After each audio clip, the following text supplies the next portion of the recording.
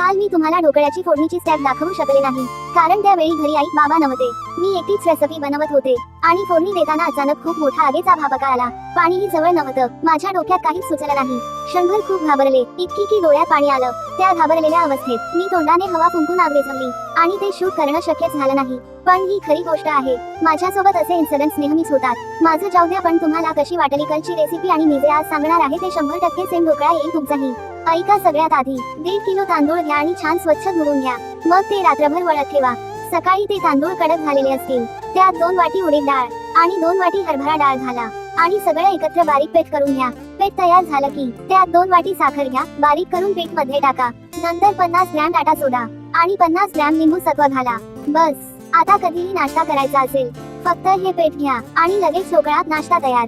कालच्या सिरीज मध्ये सांगितलं तसंच आहे आणि हे 100% एकदम करेक्ट प्रमाण आहे. खरं सांगायचं तर ही सिक्रेट रेसिपी मला माझ्या मावशीने शिकवलेली आहे आणि आज ती मी तुमच्याशी शेअर केली. कमेंट मध्ये नक्की सांगा तुमचा पण असा ढोकळा आला का? आणि हो, आता माझं कॉलेजही सुरू होणार आहे.